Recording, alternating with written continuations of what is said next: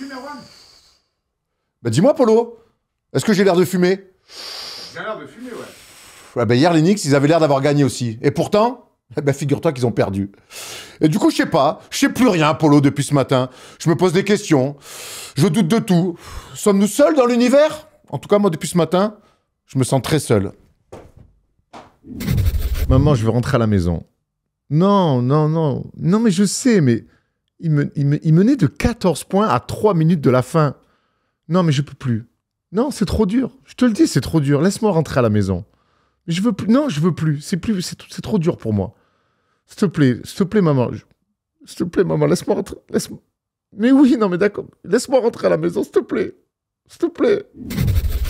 Erwan, pour les news, là, on fait quoi, du coup les Knicks, SGA? Gros, je vais pas la faire, l'émission. Comment ça, tu vas pas la faire? Mec, ça fait 10 piges qu'on fait ça. Je crois que j'ai fait le tour du métier. J'ai plus la flamme, j'ai plus envie. Il y a les petits qui poussent derrière en plus. Je crois que faut savoir quitter la scène quand il est temps. Non, on a une émission à faire, il y a une saison à finir. Gros, c'est trop dur. J'ai tout donné. J'y arrive plus. Franchement, je peux plus. Je fais sans moi. Non, on peut pas faire sans toi, donc tu vas te ressaisir, mon grand. C'est bien parce que c'est toi, mon Tom. Allez, Polo, envoie le gêné.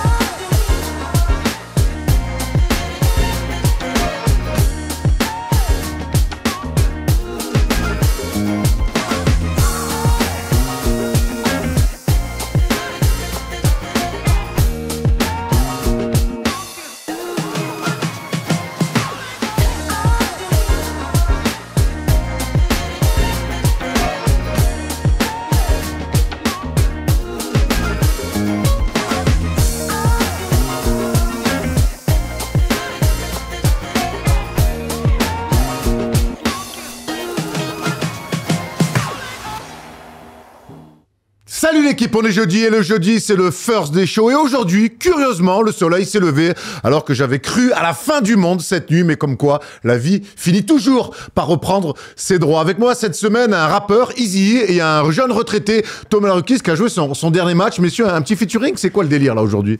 Ouais, écoute, je sais pas, moi je suis pas dans ça, mais c'est lui, il a toujours rêvé d'être une star du rap, donc écoute, c'est peut-être le moment de te lancer, fais une petite impro pour voir. Non, je me suis habillé en noir parce que c'est un enterrement aujourd'hui. Ma vie de supporter des Knicks s'est arrêtée cette nuit, Erwan. Je ne suis dans le camp d'en face, ça aura pas duré longtemps, je sais, mais go Pacers à fond. Voilà, j'aime le basket et donc je préfère les Pacers. Tant que t'es pas dans le camp de Easy E, c'est plutôt cool. Thomas, alors on dit jeune retraité parce que le week-end dernier, samedi soir, tu as joué normalement ce qui doit être ton dernier match en carrière. Bravo, mon Thomas, quelle carrière! 20 ans, 9 années de pro. 25. Ouais, pas de professionnel. Non, pas de pro. Frère Erwan, 25. Ah non, mais non, parce qu'on en parlait, En c'est... global, vraiment. Non, mais c'est pas les années de basket. Centre de formation, À c'est... 15-16 ans, t'es déjà à fond dans Non, le bien basket. sûr, mais année professionnelle. Tu vois, LeBron, quand il va finir ce truc, on va pas prendre ses années au lycée Oui, à un moment donné. En pro, 12-13 et en amateur, 6-7. 12-13 ans. Quel sera ton meilleur souvenir de cette belle carrière? Bon, le titre de champion de France avec Merci. Cholet, quand même. Avec toute cette équipe, avec les potes, Christophe Léonard, Kevin Séraphin, tous les Français là. Même les Américains étaient... On a vraiment passé une année exceptionnelle, donc ça restera le meilleur souvenir, je pense. Quelle est ta meilleure perf au scoring? Oui, c'est une interview, oui, Julien Erwan. La meilleure perf, Moi, ça m'arrange, hein. Si on change d'émission, qu'on va sur Thomas Larukis. Spécial la rookies aujourd'hui. je vais dire une bêtise, mais je crois que c'est 24 peut-être. un truc 24, comme ça, ok. ouais. Ouais, je touchais pas beaucoup de ballons, tu sais. J'étais dans les corners. On regarde. n'avait pas trop le droit de shooter à 3 Cholet, points. Ron Smith. Non, on pouvait pas trop shooter à 3 points à l'époque. C'était pas la mode. C'est vrai, encore. c'est vrai. Toi, t'es Ok. bien meilleur dans le basket moderne. Ok, Thomas, voilà, t'es arrivé Voilà. 15 ans trop tôt. Ah, Ok, on connaît. excuse-nous, Alexis Aginsa. Non, mais on adore dire ça d'Alexis Aginsa. Bah, bien sûr. Tu sais, s'il était arrivé avec Ouais, un grand c'est qui vrai, tire à c'est 3 vrai. points sur 20 Bah, ans, bien sûr. C'est comme en vrai. NBA, on lui Bien cassait sûr. la tête à dire vers l'intérieur. Je pense que lui, pour le coup, s'il est vrai. arrivé 15 ans plus tard, ça aurait été une autre chanson. Tu penses que s'il était arrivé 15 ans plus tard, il serait allé en NBA, Thomas Larukis? Non. Bah, Ouais, merci. Faut pas juger. Non, mais non. Tu sais pourquoi? Parce qu'il faut bosser pour aller en NBA à un moment donné. Hein. C'est vrai. Et là, pour le coup, ça n'a rien à voir avec 15 ans d'avance ou de retard. C'est juste qu'au bout d'un moment, à Léon, au bout d'un moment, d'accord, les cœurs de canard, ça fait pas gagner des matchts. Allez, on va dans les annonces. Bon, on a fait le tour. On t'a assez mis en lumière, hein, ça va aller. On est terrible quand même, Ron. Là, je me rends compte qu'on est pas sympa. On est des sales mecs. Ah ouais, voilà. Alors moi, avec ce qui s'est passé hier soir, je suis venu devenir le roi des bastardos. On a quelques annonces à faire parce qu'on reste quand même des gens cool. Donc lundi, dans le Big Monday, on n'a pas encore exactement l'affiche parce qu'on bosse sur une surprise. Donc il y aura quand même la libre antenne de 20h à 22h. Mais le match, on n'a pas encore défini. On essaie de vous trouver une petite surprise. Donc soyez bien avec nous pour le NBA Classic Game lundi à 22h. On travaille sur un truc un peu cool avec l'NBA et on espère pouvoir récupérer récupérer le match à temps. Les playoffs NBA battent leur plein, mais les playoffs LNB vont commencer aussi. Et ça commence dès mardi, 20h et 20h30. 2 matchs à suivre. Vous voyez le bracket de ce championnat de Betclic. Là aussi, ça promet, avec, on espère, une finale où on pourrait retrouver Paris contre Monaco ou Lasvel, parce que Monaco-Lasvel pourrait se rencontrer en demi-finale. En tout cas, on aura un début de réponse ce mardi avec le début donc, des playoffs que vous pouvez retrouver en entier sur la plateforme DAZN, Thomas. En entier sur DAZN et commenté par Erwan, par Thomas, par moi-même, par Stephen aussi, par toute l'équipe de journalistes de DAZN. Je sais pas, mais je sens quand même. Et par un certain Lacombe. Alors pas Guy Lacombe, hein, mais Paul Lacombe. Quoi, Guy Lacombe arrive avec Guy la Lacombe, moustache. t'imagines, génial. Ils sont deux, donc un moustache et... Non, ils ont fait zone, ça m'étonne pas de toi, Guy Lacombe, que tu fasses zone au basket. Paul Lacombe, bien sûr. Paul Lacombe, le joueur de Nanterre qui donc il commente lui alors va venir, bah ouais. Mais il est pas en activité, je comprends pas. Alors, d'après son coach cette année, non, mais après, il est toujours en activité, apparemment. On l'embrasse, Polo, et on espère commenter avec lui, ça va être rigolo. Bien sûr. C'est de voir Paul Lacombe qui rêve d'une carrière de consultant, et on lui souhaite le meilleur. Il est juste derrière la cam, en fait. Oui, c'est parce qu'il est là, Polo, c'est pour ça. C'est pour ça qu'on rigole. On parle de playoffs LNB, on a fait une émission spéciale LNB DAZN Club. Les previews de ces playoffs, c'est à évidemment retrouver sur la plateforme DAZN et sur la chaîne YouTube First Team. On reste avec la chaîne YouTube, mais FT Sport, samedi dès 9h du matin, une très grande interview de Djibril Cissé, plus d'une heure avec notre Djib qui nous a régalé avec Tom Servino. On est allé le rencontrer à l'équipe et il nous a livré un regard sur sa carrière. On a appris beaucoup de choses. Un vrai bon mec, Djibril, qui a vraiment un recul sur sa carrière d'une justesse incroyable, peu de regrets, pas de remords, juste du kiff et avec toutes les galères qu'il a eues de blessures, mais il a aussi connu plein de belles choses et on a beaucoup rigolé avec cette interview. Rendez-vous 9h sur FT Sport pour ceux qui n'aillent pas le vendredi soir. Donc Thomas, pour toi, ce sera plus 17h, 18h l'interview.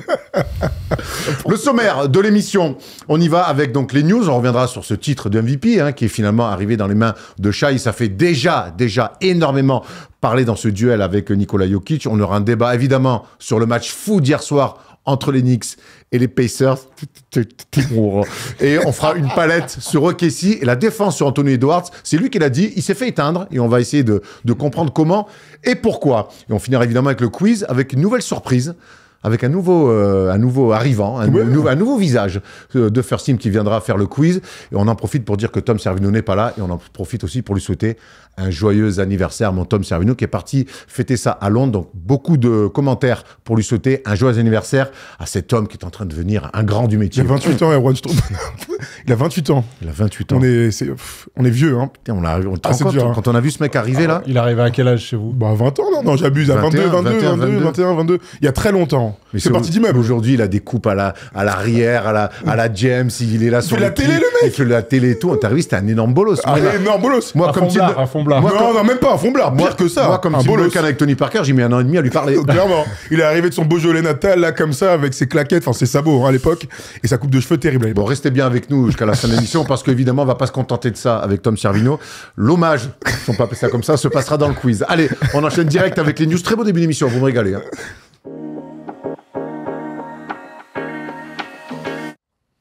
C'est l'info qui est tombée dans la nuit. Donc, le titre de MVP 2024-2025 est attribué à Shai Gilgeous-Alexander. Une nouvelle fois, c'est pas un Américain qui est MVP, c'est un autre Canadien après Steve Nash qui est couronné du plus beau titre individuel de la saison. Il y avait un vrai feuilleton tout au long de la saison. On savait pas déjà quand le titre allait tomber. On savait pas s'il allait être Jokic ou Shai. Et finalement, c'est le meneur d'OKC pour ton plus grand bonheur, Thomas. Ouais, moi j'avais voté Shai clairement.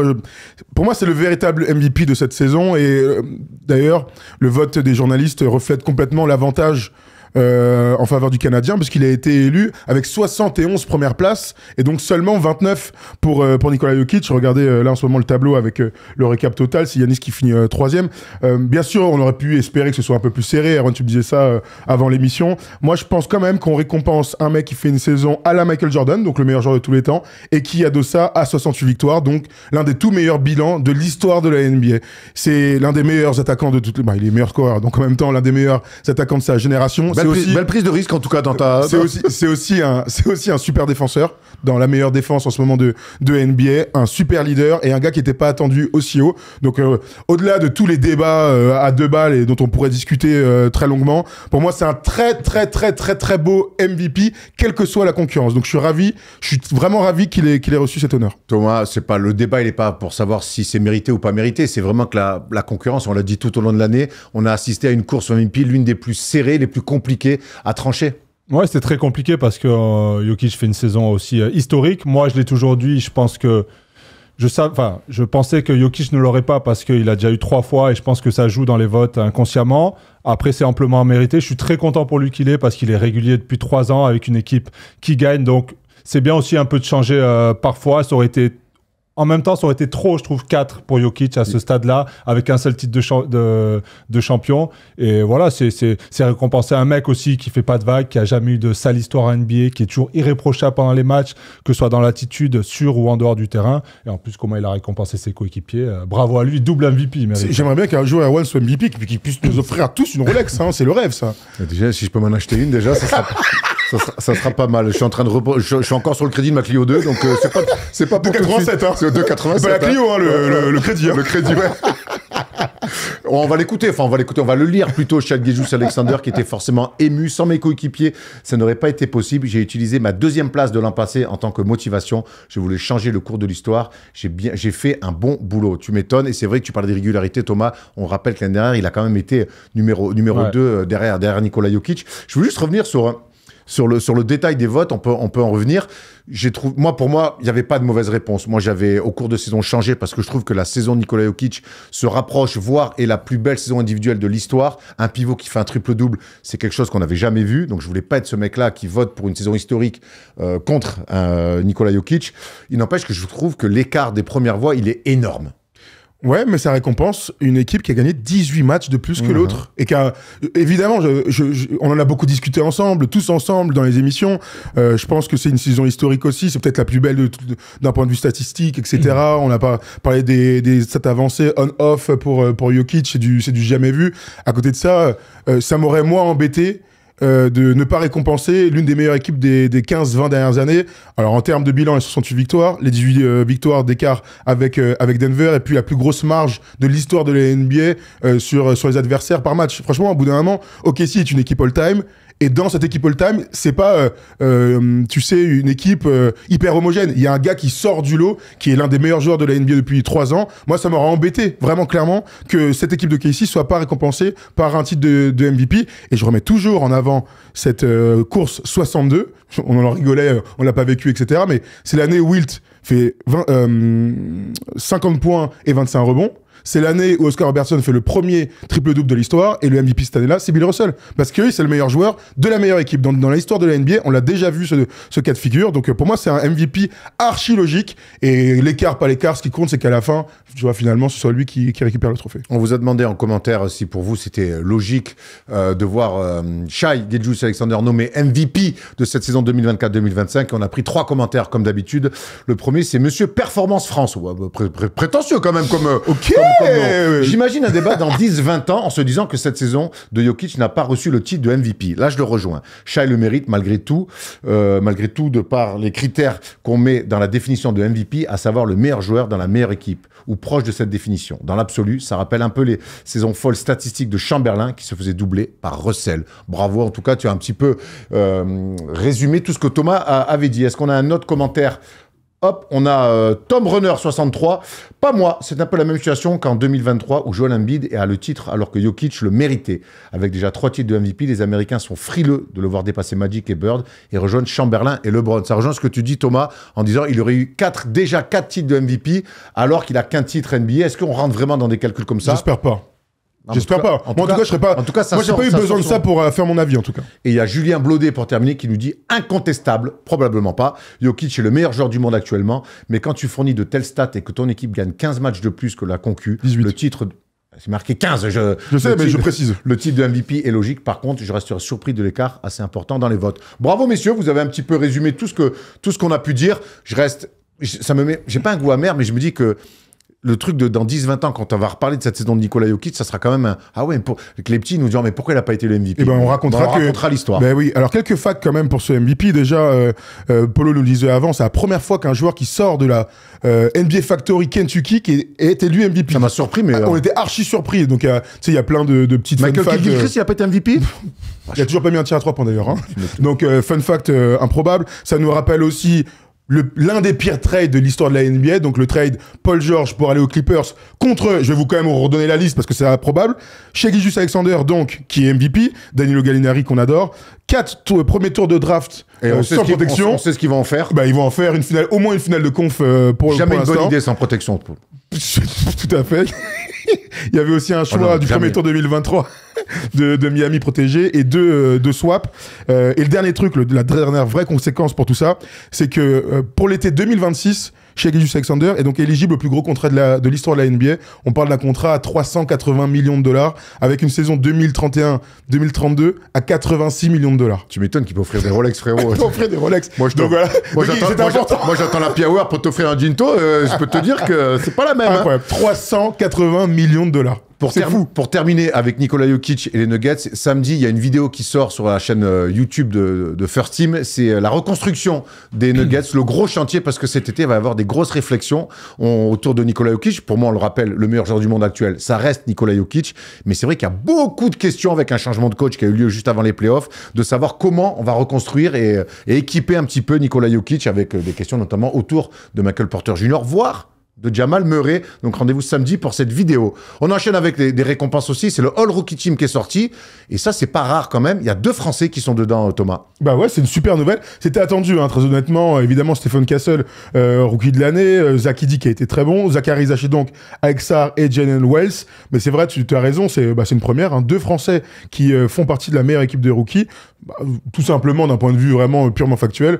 Bah, l'avenir est assuré pour nos Frenchies, les Nico Batum, Evan Fournier, Rudy Gobert qui est encore en course en playoff. On a nos petits jeunes qui vont performer dans les années futures. C'est bien, Thomas, de voir comme ça, c'est Alex Sarr et Zachary Zaché, dès leur première saison rookie, répondre aux attentes. Ouais, c'est bien de confirmer parce qu'il y a quand même une certaine pression, surtout pour Zachary qui était numéro 1. Il a été attendu. Je pense qu'il a répondu présent dans l'ensemble. Et on sait qu'on a plein de jeunes Français qui arrivent aussi pour la prochaine draft et les années à venir. Pardon, on a encore des pépites là qui sont à l'INSEP. Je pense qu'on va être gâtés d'ici 10 ans. Je suis curieux de voir le nombre de Français qui auront un NBA. Allez, profitons de nos jeunes Français qui sont et qui vont arriver en NBA. On a la rookie second team. Bon, on va la mettre de côté puisqu'il n'y a pas de Français déjà. Bon, allez, on a juste un petit mot parce que j'ai envie d'aller vite sur le débat. Comme tu peux l'imaginer, on a une autre news, c'est la rumeur. J'ai envie d'avoir vos avis sur cette rumeur incroyable.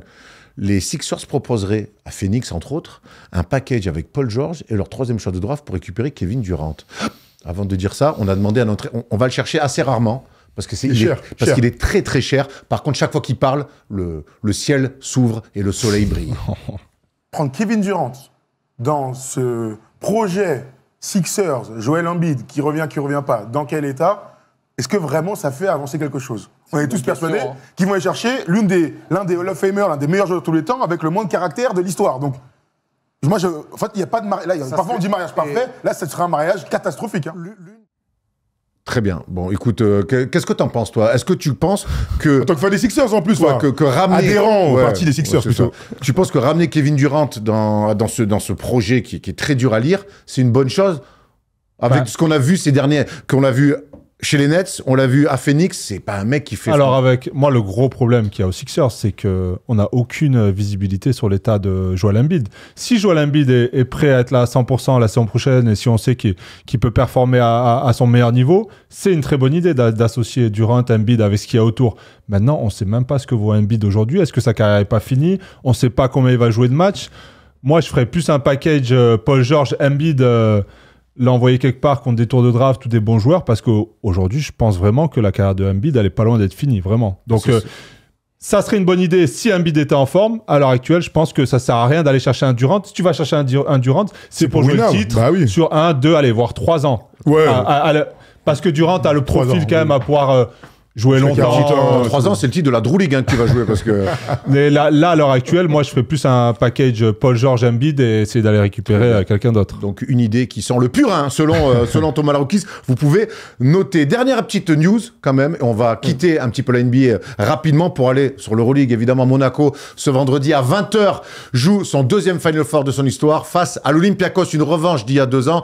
Les gars, on est très excités pour Monaco. Ils seront pas favoris, mais ils sont capables de le faire. Ils ont battu l'Olympiakos cette année là-bas, d'ailleurs, au Pirée, et on a envie de croire à un exploit des Monégasques. Ouais, franchement, on sera évidemment à fond derrière eux comme souvent. La frustration du match 5 l'année dernière face au Fener est restée en mémoire. Cette équipe est mieux préparée psychologiquement pour essayer de faire l'exploit, parce que ce sera un exploit incroyable face à l'Olympiakos. Fini la découverte du Final Four, là t'y vas pour tenter de gagner. Ils se sont structurés de cette manière-là, ils ont 14 joueurs de très haut niveau. Déjà, je serais même curieux de voir ce que va faire Spanoulis. Et évidemment, quand on parle de Spanoulis, le coach, j'espère vraiment qu'il va réussir à transmettre son expérience, à permettre à son équipe de faire la meilleure entame et à pas paniquer dans les temps faibles. Voilà, imaginons un money time face à l'Armada, clairement la meilleure équipe d'Euroleague qu'est l'Olympiakos. Et voilà, bah écoute, que le meilleur gagne, on sera à fond derrière eux. Comment on y croit à Monaco? On y croit, ça va être très très dur. On se rappelle que la dernière fois, c'était aussi contre l'Olympiakos. On se rappelle de cette première mi-temps fantastique de Monaco où ils marchaient sur l'eau avec Mike James et puis le trou noir, début 3e quart-temps. Mais à l'époque, leur gros problème, c'était ce jeu un peu individuel, très 1 contre 1 entre Okobo, Mike James, tout ça. Non, il n'y avait pas... Si, il était là. Il était là. Et voilà, aujourd'hui, on a vu Spanoulis qui essaye de construire un collectif justement pour parer à ce genre de situation.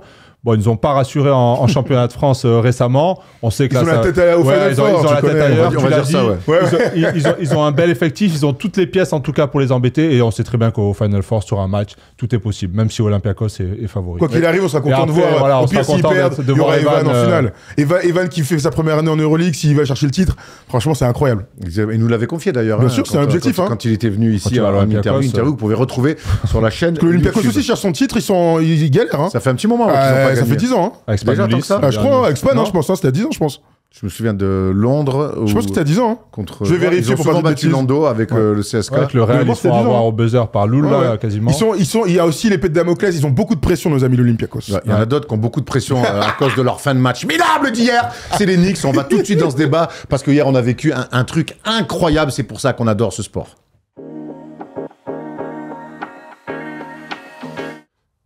C'était le match très attendu sur la 7e avenue. Non, c'est la 6e avenue? Je me souviens plus exactement. 5e avenue, non? 5e, c'est pas... 7e avenue. Sur la 7e avenue à Manhattan.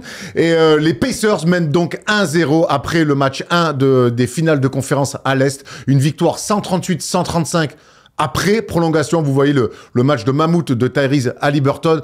Messieurs, avant qu'on fasse le fil de la rencontre, j'ai envie d'avoir votre première impression sur un scénario exceptionnel dans cette fin de rencontre. Les Knicks, on le rappelle, menés de 14 points à moins de 3 minutes de la fin, menés de 9 points à 50 secondes de la fin, et ils se sont fait cueillir en prolongation.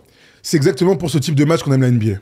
Voilà, au-delà de toute analyse basket, on va en parler, on va dézinguer des mecs, on va dire bravo à d'autres.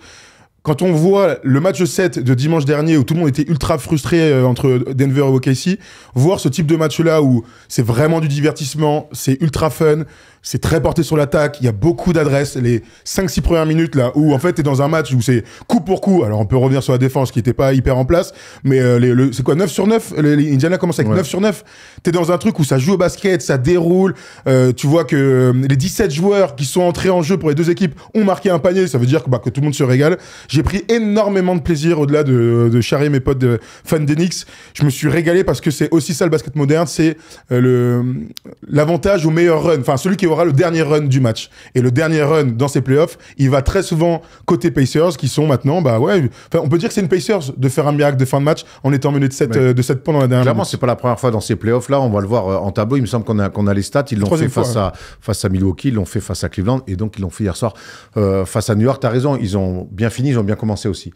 Ils ont fait comme les monteurs, point in, point out, et ça leur a permis de gagner. Thomas, comment t'as vécu ce match incroyable? Et après, je vous raconte l'histoire de ce matin avec Thomas quand j'ai maté le match. On va rigoler. Déjà, j'ai vu un super match de basket. Je m'attendais pas forcément à ce genre de match. D'entrée, on voit que Ils s'observent un peu, ça se rentre pas tout de suite dedans, ça met beaucoup de paniers, il y a beaucoup de lay-up, de situations ouvertes à 3 points. Je me dis, ah ouais, c'est ce genre de match qu'ils vont faire. Et puis en deuxième mi-temps, là, troisième quart-temps, ça commence à basculer, ça commence à se rentrer dedans. Et puis, moi aussi, j'ai une anecdote, je la raconterai, mais c'est vrai que c'est cette fin de match complètement folle où là, tout part en vrille, quoi. Là, on sait plus ce qui se passe, on comprend plus rien. On se dit à un moment que c'est fini, et puis ils nous offrent un scénario incroyable. Voilà, pour les fans des Knicks, c'est dur. Pour les autres, en tout cas, c'est un peu dur. Mais très surpris du match d'hier. Je m'attendais à un match plus de tranchées. Et finalement, j'ai eu un beau match de basket, donc j'étais assez content. C'est rare d'avoir 5 minutes de jeu où il n'y a pas de coup de sifflet. Tu sais, il n'y a pas eu de lancer franc, il n'y a pas eu de faute sifflet. C'était vraiment des va-et-vient, des vagues. Pas forcément contestés, j'ai envie de dire, des shoots corrects, des bons shoots. Tirs, il y avait du passing game et tout. Voilà. Non, mais tu vois, c'est quelque part le basket rêvé pour tout fan. Nous, on souffre quand on regarde un match, soit dans une salle NBA, encore plus devant un écran depuis la France. Le nombre de temps morts quand c'est haché et tout. Parfois, notre sport nous rend ouf et les matchs qu'on commence sur DAZN, parfois on se dit ce serait bien de laisser un petit peu jouer. Donc vraiment, c'était la parfaite mise en bouche de cette série, ces 5 premières minutes de basket. Revenons quand même sur cette fin de match. Ah, ça, donc, je vais raconte l'anecdote, on se régale. Donc ce matin, très tôt, je regarde le match à 7h du matin. Sans spoil. Sans spoil, évidemment. Et donc, à 3 minutes et plus 14... Là, je prends mon téléphone, je vais regarder le score de mon JDE parce que je me dis que les Knicks ont gagné. Voilà, on voit la descente d'organes de nos amis des Knicks. Donc, je me dis, ils ont gagné, plus 14, il reste 2 minutes 40 à jouer, c'est fini. Donc, je vais voir mon résultat de JDE. Je l'envoie dans le groupe qu'on a avec Rémi et donc où tu et toi aussi, Thomas. Et Thomas, il fait, c'est moi qui gagne. C'est moi, Thomas Dufan qui dit ça. Je fais un super score. Et Thomas Dufan me dit... Tu gagnes de l'argent, tu gagnes 5 euros même. Je gagne 5 euros, ce qui est énorme. Et du coup, Thomas me dit, j'espère que ça va te faire passer la pilule. Je me dis, mais de quoi il parle? Et là, d'un coup, je me dis, mais non. Et là, le cauchemar commence. Ah oui. Et là, la transpiration, le froid, tu vois. Et donc, j'assiste à sa fin de match terrible de gestion de la part des Knicks et incroyable de résilience de la part des Pacers. Comment vous avez vécu cette fin de match, que ça soit côté Knicks et côté Pacers? Vous voulez commencer par quoi? Vas-y, dis, parce que t'as un peu vécu la même chose. Toi, pour le coup, tu t'es fait spoil. Ouais, moi je le regarde, comme toi, Erwan, je regarde le matin sur le League Pass, sans connaître le résultat, et puis j'arrive, le match il continue, et puis je me pose vers 3-4 minutes, il y a plus 14, je veux quand même continuer, mais je vais faire un truc, bref. Mais je vois, il reste 45 minutes sur la barre. Beaucoup d'interviews d'après-match. Ouais. Et donc je leur dis, putain, mais alors soit il y a une bagarre générale, et il y a eu... J'aurais préféré. Il y a eu 40 minutes de vidéo, il y a des gens qui se sont fait exclure et tout. Soit c'est parti en prolongation, mais ça serait quand même incroyable. Et puis je vois défiler, et puis ok, les Pacers ils marquent, mais ça marque quand même de l'autre côté aussi, les Knicks. Je me dis, ça marque, ça remarque. Je me dis, attends, c'est pas possible. Et après, le scénario incroyable, et voilà, on connaît la suite, mais bravo encore une fois aux Pacers. Et je pense que personne ne s'attendait à cette fin de match, surtout aux Knicks qui avaient déjà fait le coup aux Celtics. Et là, pour le coup, c'est des récidivistes, les Pacers. Ça, maintenant, c'est leur marque de fabrique. Regarde cette fin de match complètement dingue, là. 51 points sur le 4e quart et la prolongation de moins 17 à plus 3.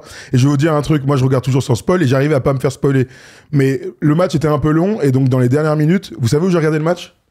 Dans la rue, en amenant les enfants à l'école. Donc sans déconner, on s'est arrêté 4 fois sur les 3 points de Aaron Smith. Je me suis arrêté une fois avant en rouge. À un moment donné, la petite elle est là. J'ai attends, il y a les voitures. Je regarde et gros, je suis là à célébrer le tir, à me dire mais allez, je pense que les autres parents ils doivent dire ce mec-là il est bourré. On connaît ces mecs, ces parents-là. L'autre, la petite, elle a 4 ans, elle a déposé au collège, tu sais. Je te jure. Mais vraiment, j'étais avec le téléphone avec Tom, on était là à regarder.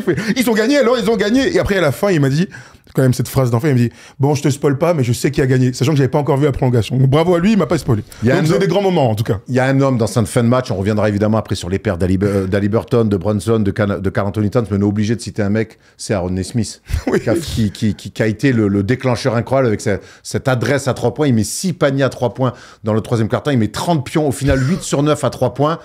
C'est quand même un mec qui est en train de réaliser un run de playoff exceptionnel. Ça avait déjà été le cas l'année dernière par des rôles défensifs, toujours capable de mettre quelques banderies à 3 points. Mais là, il fait des playoffs exceptionnels. Et hier, il est touché par la grâce. Il confirme en fait les playoffs qu'on avait vus l'année dernière. Ouais. Cette année a été un peu compliqué. Il a été blessé et tout. On l'a pas vu.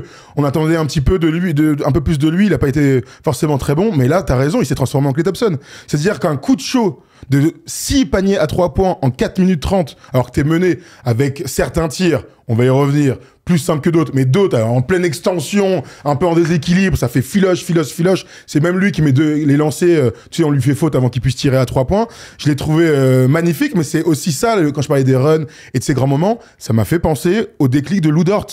dans le match 5 pour OKC. Dans les 3 Oui, mais d'affilée. il fait 3 sur 4 en 2 minutes. C'est exactement le basket moderne. Il y a ton second couteau, ton soldat de l'espace, qui lui va avoir des espaces parce que tous les mecs, ils sont sur Haliburton, ils sont sur Siakam un petit peu. Donc il y a bien un mec qui va être un petit peu tout seul. Et Naismith a été très très fort. Il bat même un record de franchise. Personne n'avait marqué 8-3 points dans un match de playoff. Et il y a chez les Pacers, c'est incroyable. Il y a Reggie Miller qui a Reggie joué. Miller qui est en bord de C'est terrain. clair, t'as raison. C'est presque une T-Mac qui nous fait sur un temps Un peu, ouais.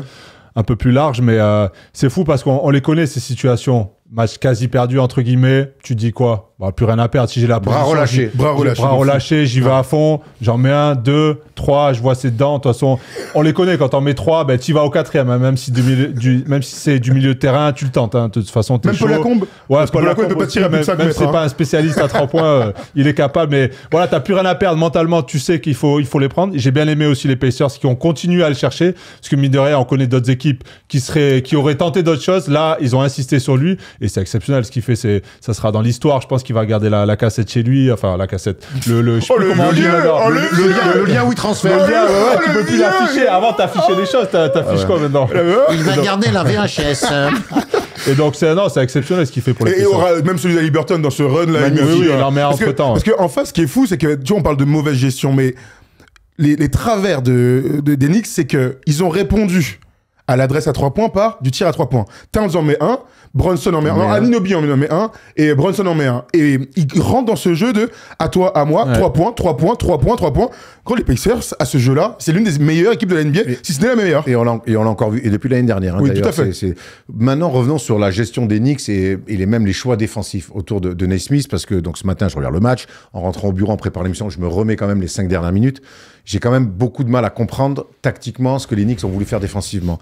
Thomas, toi qui est un shooter du plateau, quand un mec il en met 1, 2, 3, 4, t'as compris qu'il voyait le cercle comme une bassine à un moment donné. Ouais. Les choix, il y a 2 tirs à 3 points qu'il met, ces 2 fois ils font drop coverage. Bon, sur Naismith, je sais pas, t'as compris qu'il vient d'en mettre 3, tu montes. Et puis moi, il y a cette sortie de temps mort qui, pour moi, il me détruit complètement. C'est Josh Hart sur un pin down assez simple. Donc, il ne switch pas, alors que jusqu'à là, il switchait beaucoup, les Knicks. Il ne switch pas, et pire, il passe au-dessus de l'écran au lieu de le suivre. Explique-moi un petit peu tactiquement, là, et défensivement, comment les Knicks ont pu laisser faire ça, ou en tout cas, ce qu'ils ont voulu faire. Déjà, c'est à Thibodeau de mettre quelque chose en place, de mettre des idées claires pour les défenseurs. Après, maintenant, dans la NBA d'aujourd'hui, où les shooters sont tellement protégés par leur cylindre, le moindre contact, là, il prend des grands jump shoots. C'est pas dans ses habitudes, même si c'est un bon shooter. Il est pas non plus réputé pour être un Klay Thompson. Mais là, il les prend en rythme. Ils sont toujours en retard. Ils sont toujours surpris. Peut-être qu'ils se disent à un moment qu'il va arrêter de prendre ses tirs et que ça va revenir sur Haliburton. Non, il arrête jamais. Il le cherche avec des écrans en course. Il met quand même des gros tirs en suspension où il se stoppe un peu dans les airs pour finir son shoot. Et je comprends la frustration des Knicks, mais des moments comme ça dans le basket, parfois ça s'explique pas. T'es touché par la grâce, t'es en surconfiance, il prend des tirs, il sort vite des écrans, il prend les appuis forts. Qu'est-ce que tu veux faire? Aller chercher en haut, en bas, Moi, le tir- changer? Non, le seul truc qu'il faut faire, c'est... le tir en sortie de temps mort, où ils font leur système qui leur avait amené un tir à 3 points pour la gagne face à Milwaukee en saison régulière, on s'en souvient là, où ils font la Ils le remise en refait jeu. là. Hein. Ils le refait, Ça a moins bien marché, Voilà, mais ils ça a l'ont moins refait. bien pour le coup. marché. Mais en fait, moi je comprends pas. Déjà, il y a 2 choses pour moi. Quand un mec qui vient de mettre 4 paniers à 3 points sur une sortie de temps mort, et puis c'est une passe et un écran, il remonte. Hein. Ouais. C'est tu le suis, ou puis tu l'obliges à curler, ou tu changes. Tu changes. Et tu passes pas au-dessus. Ils ont rien fait de ça. Ils ont rien fait de ça. Et là, pour le coup, c'est une sortie de temps mort. Qu'est-ce que tu... À un moment, il change Josh Hart, il trébuche un peu parce qu'il pense qu'il va s'arrêter tout de suite, il se fait prendre. Oh, ça va tellement vite, les mecs, Tellement vite, t'es en sortie de temps mort. Ouais, je sais, mais c'est tellement dur à défendre qu'un mec est Après, chaud s'il comme n'y a ça. pas d'erreur, il n'y a pas de panier aussi. Donc Oui, ça oui. fait partie du jeu, malheureusement. Après- Il y a le sieur aussi, mais ça n'a rien à voir. Il y a quoi, tu dis? Il y a le sieur aussi. Mais quel rapport? Pas d'erreur, c'est le sieur. Tu connais Oui, pas? si, je connais, mais Bon, voilà. aucun rapport. Je suis pas sûr énervé sur ça, aujourd'hui. exactement. Ah oui, aucun Je suis énervé. C'est Mais faux. revenons aussi sur l'attaque des Knicks. Ok. Parce que tu l'as dit, il y a une espèce de back and forth qui s'installe où ils veulent répondre à l'attaque. Mais encore une fois, on retrouve des Knicks qui, pour le coup, je trouve offensivement sur le match-là, ont été plutôt dans l'alternance. Aller à Knicks. Mais là, sur les 4 dernières minutes, on redevient sur un truc ultra facile à anticiper. Je sais, je comprends ta frustration, mais à un moment donné, les Pacers, ils l'ont fait à 2 autres équipes avant. Donc plutôt que de défoncer les Knicks, et on peut parce qu'ils ont gagné le match. Bon, on a commencé Et je veux par dire- donner beaucoup de crédit aux Non, mais ce que je veux Pacers. dire, non, mais oui, mais là on est en train de parler de ça. On n'a même pas parlé du tir de Tyrese Haliburton, tu vois, par exemple. Mais je veux dire, les Knicks ont gagné le match. On le Les sent, tu Pacers. vois. Ah, non, pardon, les ok. Knicks au début du 4e, ils font le run qu'il faut, ils sont à domicile, ils sont poussés par tout le monde joue bien, il y a de l'adresse, tu vois des sourires, ça commence même à célébrer et tout. Ça commence même à chambrer. Qui tape sur le ventre tout à fait, ça chambre. Moi j'ai envie de donner de la résilience, du crédit et de la résilience parce que les Knicks n'ont qu'un seul moyen de gagner. Leur seul moyen de gagner, c'est donnons la balle à Jalen Brunson, donne-lui de l'ISO, donne-lui des pics et laissez-le jouer. Et Jalen Brunson, il était exceptionnel malgré ses 5 fautes et sa 5e faute qui était terrible sur TJ McConnell. Mais ils ont fait le match qu'il fallait. Le moment de bascule, quelque part, c'est quand Brunson fait un drive, il fait une bonne passe à l'intérieur à OG Anunoby qui fait... Là, si tu prends la balle, tu marques. Et donc, il y a Siakam qui prend la balle. Il y a review. Les Knicks qui ont plus de review. Thibodeau, il fait une dinguerie en le prenant très tôt dans le match sur une faute offensive de Jalen Brunson. Il est là le moment bascule où ils ont le moyen de repasser devant ou en tout cas d'égaliser. Donc moi, bien sûr, on peut dire c'est un jeu simpliste et tout, mais c'est ce qui les a amenés en finale de conférence. C'est leur jeu. Tu voudrais qu'ils changent? Non, ils jouent comme ça. Ils vont gagner ou perdre comme ça. Après, les Knicks, ils sont dans leur rôle. Ils sont à plus 14, plus 16. Et puis, ils décident de faire tourner le chrono. Ils se précipitent pas. Ils mettent des layups, sauf de l'autre côté, t'as un mec, Nesmith, qui envoie... Qui aurait misé sur ça, que le mec envoie 5-6 3 points en 4-5 minutes. Alors, ouais, c'est frustrant, mais après, c'est des détails. Et bravo à Harry Carlisle, qui a gardé son challenge tout le match. Pourtant, ses joueurs lui ont demandé, il leur disait allez jouez. Et le challenge qu'il a, ça le sauve 2 fois et ça change complètement le match. Et 2 positifs. Il y a 2 positifs. Il y a cette... il y a Siakam et il y a Nembhard dans la prolongation. Qui est retouché par Brunson. Ouais. Heureusement, il a son challenge, ça le fait gagner. Et l'action avec Siakam, bravo. Sortie temps mort. Ça, c'est une sortie temps mort. Là aussi, c'est en prolongation, ça pour l'exécution de ce système-là des Knicks, elle est dramatique. Elle est dramatique. La sortie Brunson, il sort trop tôt, il laisse pas Hart venir lui mettre l'écran. En fait, c'est tous ces détails-là, mais après on connaît les Knicks, les qualités et les défauts, c'est que et Doris Burke, elle l'a dit dans le match entre OKC et Minnesota, en finale de conf, il y a des attitudes qui ne peuvent pas exister. Il y a un détail que tu dois avoir et les Knicks ne l'ont pas eu. Et dans la prolongation, même si c'est serré... Et c'est des matchs qui se jouent à un truc. S'il n'a pas le review sur Siakam, là, ou sur qui fait la faute sur Anunoby quand il échappe la balle, il a 2 lancers, Anunoby, il peut plier le match. Ils sont à plus 7. Le review, boum, balle aux Pacers. Mérité en plus. Mérité. Mais ça marche aussi sur le goaltending, le compte sur la planche, où tu peux passer à plus 6, parce qu'il y a vraiment goaltending. Derrière, contre-attaque, tir à 3 points, à 2 doigts de morde dans Drew Nembhard, et tu retrouves à 1 point d'écart. Mais c'est pour ça que je disais que c'était un match ultra fun, ultra divertissant, parce qu'on peut revenir sur au moins 15 actions qui auraient pu faire tourner le match côté Knicks. Maintenant, c'est tombé côté Pacers. On va lire Naismith à l'après-match, parce qu'il forcément il avait des choses à dire. Il a vécu le match de sa vie. J'ai été surpris qu'il me laisse ouvert. No shit. Sur les 2 tirs en sortie de dribble, je me suis dit, ok, vous allez me laisser ouvert comme ça. Je sais que je suis un shooter phénoménal. Oh oui, il m'a régalé. Mais moi, on revient, donc il parle des 2 drop coverage. C'est un Towns et un autre Anunoby. C'est des choix à ce moment-là du match, qui me dépassent complètement.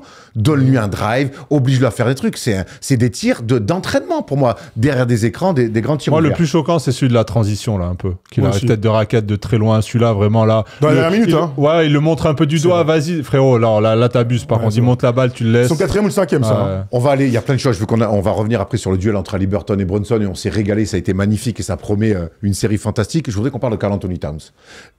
Sur le début de match, les 5 premières actions des Pacers, c'est 5 fois, toi là, on va te jouer, on va te mettre dans tous les écrans, on va te mettre dans tous les plays. Et c'est ce qui s'est passé. Et il fait un bon match offensif, Karl Anthony Towns. Il disparaît complètement dans la fin de match. Qu'est-ce qu'on a pensé du match de Karl Anthony Towns? Écoute, tu sais, quand on a fait les previews, moi j'imaginais que si les Knicks voulaient passer, il fallait que Towns soit très fort, très dominant. Il a été par moment. Et ça a correspondu au moment où les Knicks prennent avantage, il faut dire la vérité, au début du 4e. Maintenant, si on attend que Karl Anthony Towns soit solide en défense sur le pick and roll, bah non, parce que dès le début de saison, on a dit que c'est pour ça qu'ils n'allaient pas passer le plafond. Et leur plafond, ils ont réussi à le passer parce qu'ils jouent aussi beaucoup avec Mitchell Robinson, poste 5, avec ses qualités et ses défauts. On pourra revenir aussi sur ces 2 mauvais choix de fin de match. Et écoute, moi, j'ai pas envie de détruire Karl Anthony Towns. Qui t'a dit ça? Je te demande ce que t'as pensé de son match. Bah, il fait le match qu'il faut. En fait, les Knicks moi, mon problème, c'est que les Knicks font le match qu'il faut. Ah ouais. Quand t'es à plus 14, à 4 minutes de la fin, ils sont qu'est-ce que dominants. vous attendez le plus? Quand C'est on juste en arrive- face, c'est des ouf, en fait. Quand C'est on des arrive, malades. quand on arrive milieu pour moi de quatrième quart-temps, les Knicks ont fait le match qu'il fallait. Exactement. Très agressif sur le rebond offensif avec Josh Hart et Mitchell Robinson. Ils leur font énormément de mal parce qu'on a vu aussi quand même que Siakam et Miles Turner, dans le combat à l'intérieur, ils ont souffert. Notamment sur les petits qui allaient au rebond offensif et sur Mitchell Robinson qui leur a causé beaucoup de problèmes. Donc pour moi, t'as raison. Ils font dans le ils Le vont vrai dans le- problème de Towns qui aurait pu changer son match, et c'est un peu dur de dire ça, mais c'est le dernier tir à 3 points de face pour égaliser dans la prolongation. C'est un tir à lui, la balle elle vient, soit rebond offensif, donc c'est les meilleurs tirs à prendre, et on sent que son énergie est pas transférée. Moi son tir où il veut pas shooter, là ça me rend un peu ouf, mais bon ça rend. qui me gêne- il rate et elle est courte, il a 2 doigts du airball le mec. Tom, ce qui me gêne un peu avec Karl Anthony Towns, qui fait le match qu'il faut offensivement, il met des tirs à main dans le corner quand il tape le bidon de James Johnson. rigole. Je sais pas s'il a vu que c'était James Johnson. Attention quand même, hein, on sait jamais. Il est sympa, mais Ils ont joué ensemble, je crois, dans Minnesota, non? Oui. possible. Mais bref, il est mauvais à prendre quoi qu'il arrive. Ouais. J'ai l'impression, mais c'est un peu à l'image du joueur qu'il est, enfin un peu fantasque, toujours à vouloir s'amuser, de pas aller sur les basses besognes. C'est qu'à un moment donné, pour lui, dans son étude, il a gagné. Ouais. Et ça se voit et ça se sent. Il déconnecte pour moi de la fin du match. Et ça, encore une fois, en finale de conf, ça peut pas exister. Ah, je sais que toi, tu dois le passer à la loupe pendant les matchs 4, mais franchement, il a été bon hier. Oui. Après, au bout d'un moment, tu peux faire le meilleur match possible. Si t'es pas là dans les fins de rencontre, on se souviendra que de ça. Il a des occasions, il fait un sur dos lancé. Déjà, ça commence C'est par vrai, là. lui et OG. Hein. Lui et OG. Ouais, oui. Et puis là, ce shoot, tu le dis, c'est un super shoot, quoi. Il reçoit la balle, il a 2 doigts de faire un airball quand même. Après, c'est un mec, il a envie un peu dans les attitudes de faire des signes, de chambrer, d'être un peu la star du show. Bon, voilà, après, c'est la mentalité là-bas. Mais dans l'ensemble, pour moi, il fait un très bon match. Il n'y a rien à dire. Il met plus de 30 points. Il est là où il faut. Il est dans le cercle. combat. Défensivement, il fait Turner, il lui au début, là, ils Ouais, sont. ouais. tu vois, Il fait les efforts, il va dans le 35, drive aussi, il va provoquer Mais- des fautes. Voilà, dans la 17, dans la regardez. globalité, il fait un très bon Ouais, match. Là, on voit ses stats 35 et 12. Un bon match. Il Rien à est dire. même au-dessus de ce qu'on peut attendre de lui. Pourcentage exceptionnel. Honnêtement, il a cette main fantastique, il leur fait mal aux Pacers sur des tirs, vraiment, tu sens que, tu sais, il leur met des coups derrière la nuque, mais moi j'ai ce souci que j'ai vraiment l'impression que lui, son match T'as un s'arrête. souci avec 4. Mais non, mais je Il a regarde le fait match. l'équipe des Knicks en général. Non, mais moi j'ai l'impression que son match s'arrête à la 38e. Ouais, ça va dans son sens. Ils ont perdu de toute façon, donc oui, ils ont fait un bon match hein, pour moi. On va aller sur le duel des meneurs parce que c'était quand même l'une des attentes aussi. Le duel à Liberton-Brunson. Encore une fois, Brunson commence fort, domine plus ou moins à Liberton un peu plus de la moitié du match. Mais à Liberton a ce truc-là de ne jamais lâcher et d'être capable de mettre les plays et des tirs importantissimes. On parlait des 3 points de Naismith, mais dans cette série de 3 points de l'ailier des Pacers, il met un tir énormissime à Liberton. Sûrement, il met le tir au buzzer aussi. Et il met le tir au buzzer. C'est quand même l'action du match. Avec Non, mais ce qui est. recrue des réussites. Oui, mais les shooters ont de la oui. réussite. Hein. Ça fait partie Il met du un jeu. cross sur Bridges, mon gars. Ouais. Mais Haliburton, alors Brunson fait un match exceptionnel. C'est un joueur de toute façon hors norme. Je ne cesserai de le dire. Dans l'un contre un, c'est un des meilleurs joueurs. Même si son style est pas ouf. Là, le nombre de tirs drop qu'il fait, ils sont durs en bout de course comme ça. Il est magnifique. Haliburton, il met 4 points dans le premier quart, il met 4 points dans le deuxième. Mais il a un coup de chaud dans le troisième quart-temps. Il est exceptionnel. Comme on l'avait vu à Bercy un peu. Ah ouais, comme on l'avait vu à Bercy, sachant que dans le match, il met 3 airballs. Et pour les joueurs de ce niveau-là, moi, je suis toujours étonné, sachant qu'il met 2 airballs pour commencer son match. Hein. Il met du temps à s'y mettre. Je l'ai trouvé très très fort. Et puis surtout, c'est l'autre monsieur clutch de la ligue face à Jalen Brunson. Et dans les derniers instants, il reste 7 secondes. L'autre, il rate son lancer franc. Towns rate son lancer franc. Il prend la balle. Tout le monde sait qu'il va tirer. Tout le monde sait qu'il va tirer, on est d'accord. Mais Smith, il est là, il est ouvert, on sent qu'il a envie d'avoir la balle. Non, je vais me la prendre. Et il fait ce qu'on l'a déjà vu faire en playoff, en saison régulière, plusieurs fois. Il fait semblant de driver, il passe le mec, il remet un coup de frein pour faire 3 mètres en arrière. Il tire Il veut comme la ça. gagne. Il veut la gagne. D'ailleurs, c'est lui qui est en train de m'appeler là, je crois. Vas-y, arrête de m'appeler, mec. Et il se nourrit de ça, en fait, le mec. Cette année, il a 11 sur 12 au tir dans les money time. Saison et playoff compris. Donc, avec Brunson, c'est l'un des meilleurs joueurs dans ces cas-là. Et j'ai adoré le choke, c'était magnifique comme moment, avec Reggie Miller qui est en train de commenter. Quand je parle de storytelling et de fun, c'est exactement ça qu'on aime dans la NBA. C'est un maximum de blaire, mais c'est quand même des joueurs exceptionnels qui nous font vivre des trucs de ouf. On s'est régalé. Donc, bravo, y a rien Tyrese. à dire. Non, exceptionnel, là, le choke à la fin. On voit tout de suite un des assistants courir, lui dit calme-toi, Gros, c'est deux. c'est pas fini, gros. Et il est un peu dégoûté sur le moment. Il dit ah merde, j'ai peut-être créé victoire un peu trop tôt. Et le duel, il est super sympa à voir, même s'ils se défendent pas forcément Jamais. à bune. Tu dis que Brunson a dominé. Oui, certes, il a été dans son style à lui, très scoreur, très finisseur. Haliburton, on sait que c'est pas quelqu'un qui est forcément porté sur le scoring absolument. Il va être là, par contre, si son équipe en a besoin. On l'a vu à la création, dans la justesse aussi, dans la gestion de son équipe. Voilà, il fait un match de la première à la dernière minute très serein. Il amène cette sérénité, je trouve, aux Pacers. Toujours.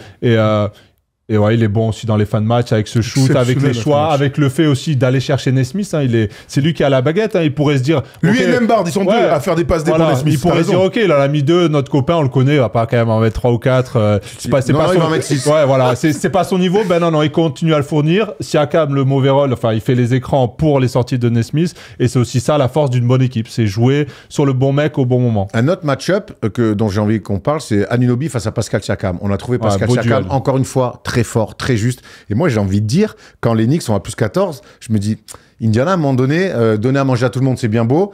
Mais il y a un mec qui punit chaque fois ses mismatchs, peu importe qui s'en fasse, c'est Pascal Siakam. Et il a marqué quand ils sont à moins 15. Bon, et quand ils sont à moins 15, c'est le seul à être capable de marquer des paniers. Encore une fois, on a vu un Pascal Siakam très juste, très à son avantage. Et j'aimerais, entre guillemets, qu'il ait plus la balle, je trouve, pour les Pacers. En face, Anunoby, beaucoup d'énergie, beaucoup d'envie, mais beaucoup de maladresse. C'est quand même un peu, des fois, un bulldozer. Oui, bon. Il a eu du mal à rentrer dans son match et ça aide pas les Knicks. Écoute, j'ai l'impression que là, tu viens de dire que les trucs qu'on sait. Donc là, le match qu'on fait les Knicks, que ce soit OG Anunoby ou de l'autre côté Pascal Siakam, c'est les attentes qu'on a. Donc on connaît les joueurs par cœur. Ils se connaissent aussi par cœur. Hier, dans le clutch, on disait ils vont peut-être s'annihiler. À un moment donné, ils se connaissent tellement bien. Ils ont joué à Toronto ensemble. Finalement, il y en a un qui s'est mieux sorti que l'autre et c'est Siakam dans les moments qui comptent. Et pour moi, le vrai truc, c'est de finir le match. Mitchell Robinson, Karl Anthony Towns, et en face, 2 postes 4, donc Obi Toppin, l'ancien des Knicks, qui finit le match, qui est ultra important dans la prolongation, et Siakam, et ils arrivent à tenir Mitchell Robinson et ses rebonds offensifs. Donc oui, avantage à Siakam, ils ont gagné, mais je trouve que c'est difficile d'en sortir un réellement entre les deux, même si, oui, le style de Anunoby te déplaît un peu, je peux comprendre. En même temps, c'est un rugbyman, le mec. N'en déplaise à Bilal Koulibaly, il est pas si facile à défendre que ça. Siakam, son reverse, quand il est dos au panier, voilà. Parce que c'est vrai qu'il avait dit ça. Il avait dit que c'était assez facile parce qu'il le fait très bien. Il est aussi capable de finir près du cercle. Et Anunoby, j'ai du mal à lui tomber dessus parce que je le trouve tellement précieux pour cette équipe. Ah ben oui, il apporte. Il met un dunk à un moment de 2 pieds de main assez dessous. Là, comment il remonte. Ah ouais. Et il apporte et on sait qu'il peut prendre des coups de chaud à 3 points. Il amène cette densité physique aux Spurs, des coupes lignes de fond. Au Knicks. Pardon. Laisse-le chez nous, si tu veux. Au Knicks, il est tellement précieux pour cette équipe les soirs où ça tombe bien dedans. Ben, forcément, c'est un énorme plus. Mais voilà, je vais pas lui tomber dessus. Après, il fait vraiment une dinguerie quand il attrape pas la balle. Oui, mais ça fait partie des dingueries. C'est tellement pas dans ses habitudes que je suis surpris. Il est basketteur ou pas, le mec? Ben, c'est ça, il se voyait déjà mettre le lay-up avant d'avoir la balle, le classique. Exactement. Comme les Knicks se voyaient déjà gagner. La suite, messieurs, parce que c'est que le premier match. Parce que là, on va se régaler. Comment on voit la suite? Il y a un deuxième match au Garden, ça sera dans la nuit de vendredi à samedi. Il y a 1-0 pour les Pacers. Pression monumentale sur les Knicks. Comment on voit la suite tactiquement et sur d'autres choses? Bon, écoute, moi j'imagine, comme je l'avais dit hier, un partout après 2 matchs. Hein.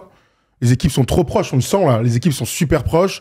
Les momentum, en fait, c'est à qui finira le mieux le match. Donc, moi, je pense que les Knicks vont le faire. Ils vont même peut-être leur mettre une petite doudoune, même si les autres ne lâchent jamais rien. N'empêche que quand tu as gagné le match 1, un peu naturellement, tu te relâches. Moi, je dis 1-1, même 2-2 après 4 matchs. Après, attention, hein, on a vu que les Pacers sont capables d'aller gagner 2 fois à l'extérieur. Hein. Et les Knicks aussi. D'affilée, ça les gêne pas. Tout à fait. Et les Knicks, c'est la première fois qu'ils sont menés dans une série. Donc, moi, j'imagine quand même à 1 partout.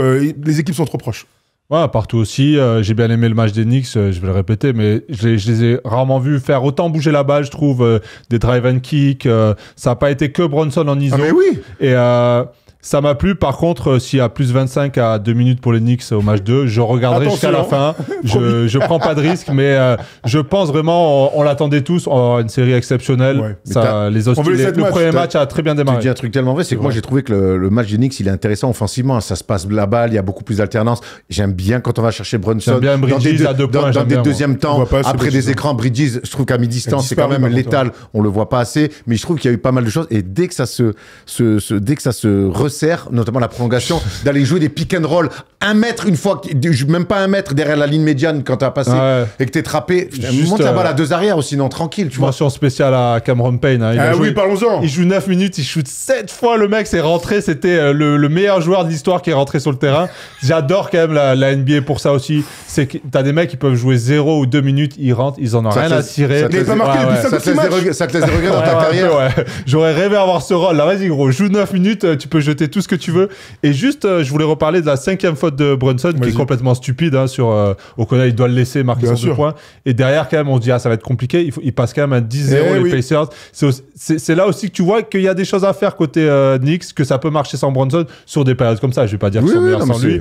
Mais ils ont bien réagi en équipe. Il y a plein de choses positives. Il y a plein de choses positives à sortir. Il y a la frustration de la défaite, je peux comprendre, mais il faut garder le positif. C'est des séries tellement longues et âpres. Pour moi, ils ont montré qu'ils vont amener la série au moins en 6. On le sait. Moi, en tout cas, je vois les Knicks gagner le match de 6, donc je vois 2-0 pour les Knicks, parce que pour moi, hier, ils ont gagné. Voilà. Jokic MVP, les Knicks ont gagné le match 1. Mauvaise journée. Ça sera le mot de la fin. Ça sera le mot de la fin. Donc voilà. Allez, on va aller de l'autre côté de la conférence Ouest, où OKC mène 1-0 et OKC a un plan défensif incroyable autour d'Anthony Edwards. On va voir ça en palette.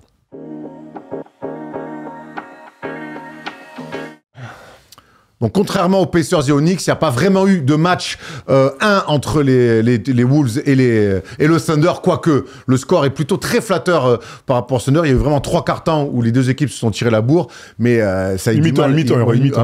Troisième quart-temps, il est détruit. Hein. Au milieu. Il y a 70-40 dans la deuxième mi-temps. Oui, mais pas de début de troisième. Enfin bref, il y a eu une mi-temps, si tu préfères. Okay, excuse-moi, j'enlève la minute 30 du début. Oui, c'est important. Ça compte, Thomas. Donc, on a quand même vu une équipe d'OKC dominante, et surtout, Thomas, on a vu une équipe d'OKC avoir un vrai plan défensif autour d'Anthony Edwards, sur l'homme, mais aussi avec beaucoup d'aide à l'opposé. Ouais, cette semaine, qu'une seule action, mais qui va en dire très très long sur le match d'Anthony Edwards, qui a été parfaitement muselé. C'était très attendu. Hein. Comment la défense du Thunder allait s'organiser, pas après Jokic, enfin, pas sur Jokic après la série face à Denver, mais face à Anthony Edwards, qui est un autre profil complètement différent. On regarde l'action ensemble et vous allez comprendre, hein, parce que cette action montre absolument tout ce qu'il s'est passé face à l'attaque des Wolves. Donc, on est sur une action basique, on va la dérouler comme toujours, du dribble. Erwan, on a beaucoup parlé hier et je pense qu'on va en rediscuter. Mais c'est ça, la défense du Thunder. Cason Wallace, donc, défend en strict, en duel, en 1 contre 1 sur Anthony Edwards. Et tous les joueurs sont focus sur son 1 contre 1. On fait un petit rewind et on regarde une nouvelle fois les déplacements des uns et des autres. Shai Gilgeous-Alexander laisse un petit peu d'espace, mais sur la ligne de passe. Ça marche aussi pour Lou Dort sur Jalen McDaniels et sur Naz Reid avec la défense d'Hartenstein. À l'opposé, côté ballon aussi, on est en train de couper la ligne de passe. Donc ça donne dribble. Et oui, regardez le nombre de dribbles. 1, 2, 3, 4, 5, 6, 7, 8, 9. Incroyable. C'est une équipe de foot de dribble. Ça fait 13 dribbles et surtout aucune différence. Et dans ces cas-là, vous donnez votre fesse, là, vous tournez le dos aux défenseurs, et c'est là que les défenseurs malins à l'opposé s'activent. Jalen Williams est trop fort sur ce type d'action, interception. C'est l'une des nombreuses bonnes défenses qui vont donner de la contre-attaque et des paniers faciles au Thunder. C'est ce qu'on a vu, hein, clairement, du match, Thomas, cette défense du Thunder, ultra compact sur Anthony Edwards. Ouais, jeu trop arrêté pour Minnesota, clairement. J'espère qu'ils vont rectifier ça sur le match 2, mais là, quand tu as une équipe en place comme ça, le spacing est pas bon aussi côté Minnesota, on voit l'opposé, tu peux pas avoir 2 joueurs à 3 points.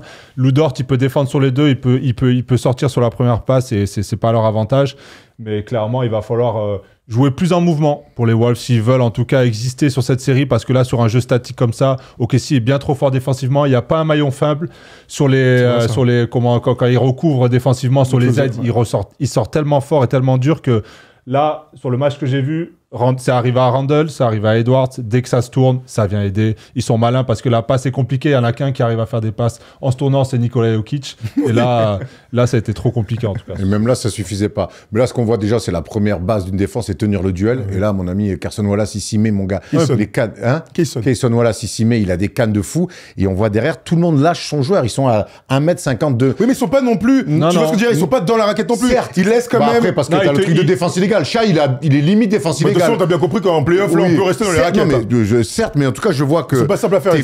T'es grosse pression sur la balle et derrière, tu viens fermer. D'ailleurs, on a bien vu comme c'était compliqué sur ce match 1 pour Minnesota d'aller mettre des lay-ups. Donc, en fait, c'est des choix. Ils ont été sanctionnés en première mi-temps par Randle sur des tirs à 3 points. Mais en fait, ça, sur 48 minutes, c'est archi rentable. Et on l'a vu encore. Mais je te rejoins complètement, Thomas. Il va falloir que le ballon bouge parce que attaquer avec 13 et sur le 14e ballon, le 14e dribble, on vient te le prendre dans les mains. Ils vont fait une remontée d'écran d'Edwards sur une sorte de diamant là. Il a eu un cas, il a failli mettre le poster de l'année sur Lou Dort. Donc n'hésitez pas à faire des remontées d'écran où lui doit choisir un côté avec peut-être Gobert ou un big pour aussi donner des flashs sur les postes d'écran. Mais en tout cas, il y a des choses à faire, on va voir les adaptations. Est-ce que vous avez été surpris, moi je te pose la question, par cette deuxième mi-temps où la différence de niveau a été vraiment abyssale entre les deux équipes? Oui et non. Oui, parce que ça reste Minnesota, mais en même temps non, parce que c'est pauvre en attaque, Minnesota. On le dit depuis le début des playoffs. Alors oui, le dernier match face aux Warriors avait été plutôt plutôt cool offensivement, mais bon, les Warriors, qu'est-ce que ça valait à ce moment-là?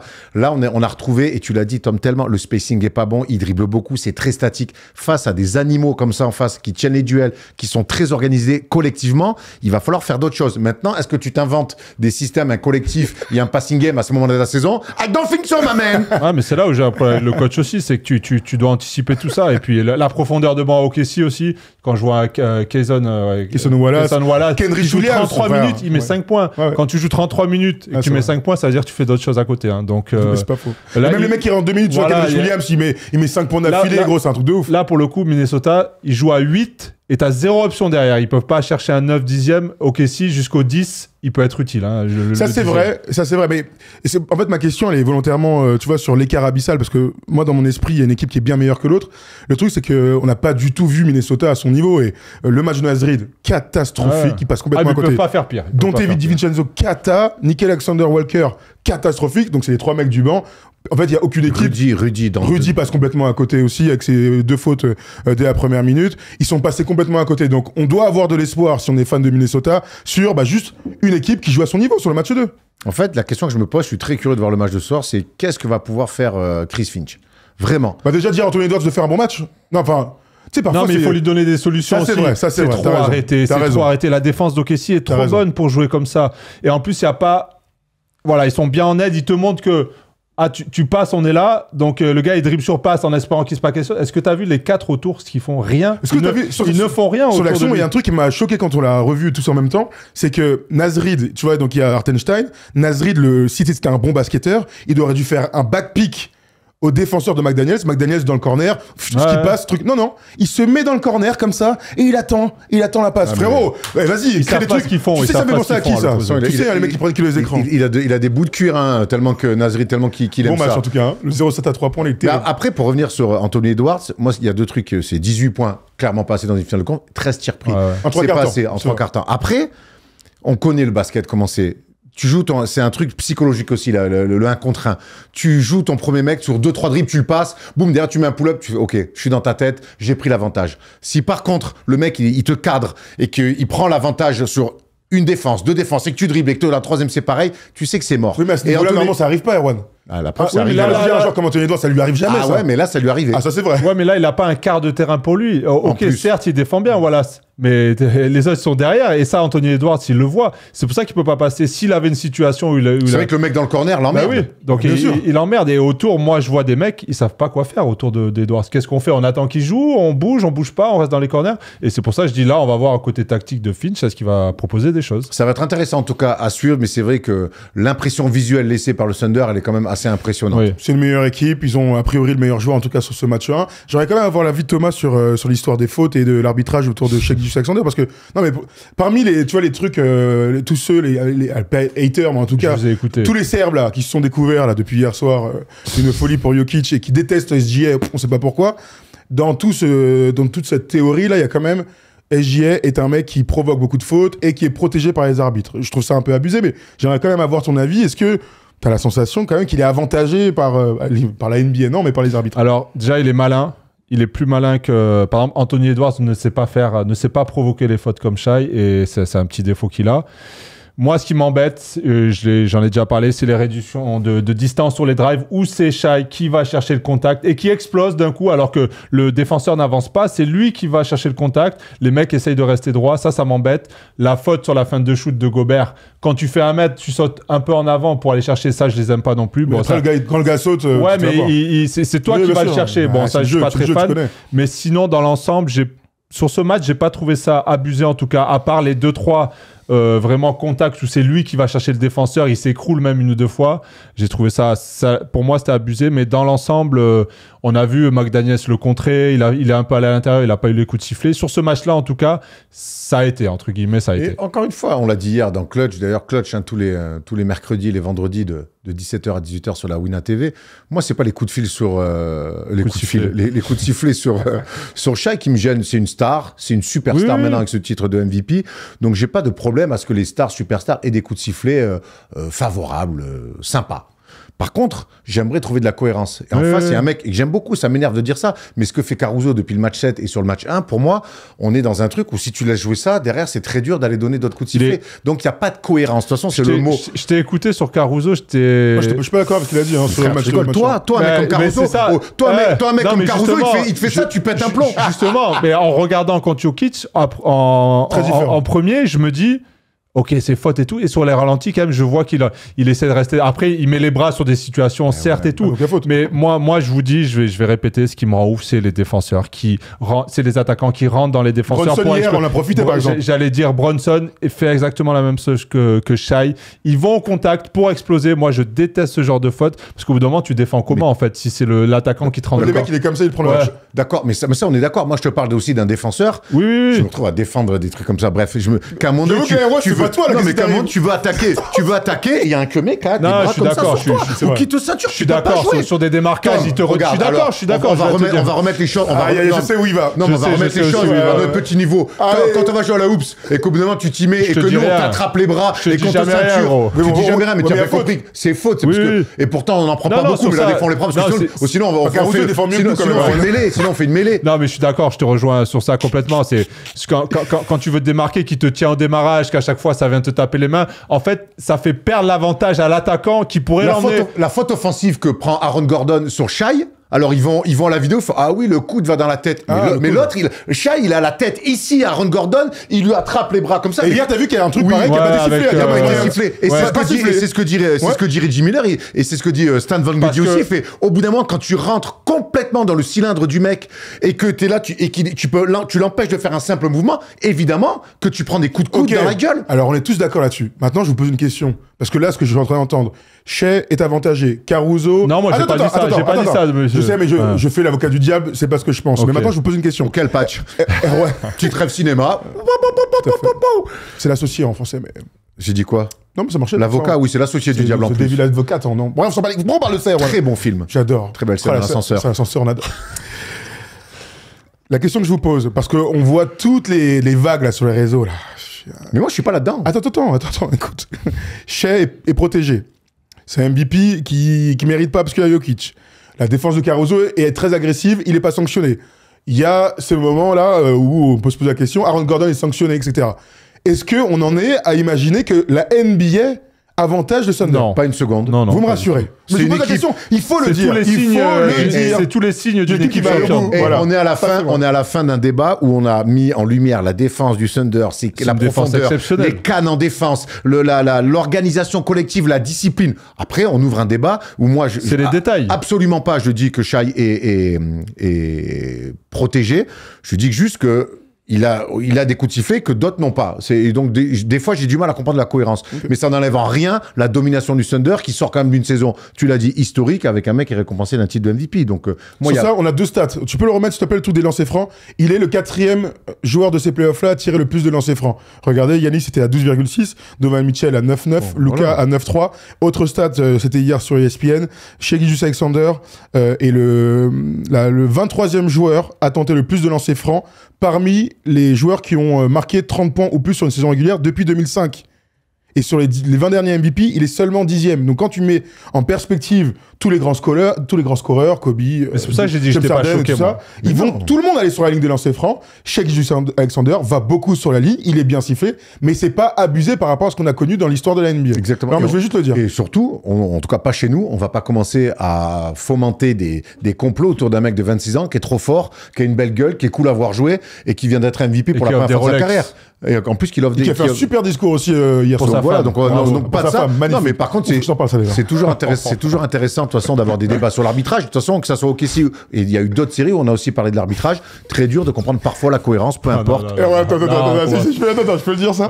Non, toi. Reste sur ton histoire, ouais. Oui, mon histoire. Alors, tu vois, le super discours. Rien à voir avec toi, Erwan, me regarde pas comme ça. Je te regarde, je suis intéressé. Hier, Shai, super discours, tu sais, il reçoit son trophée de MVP.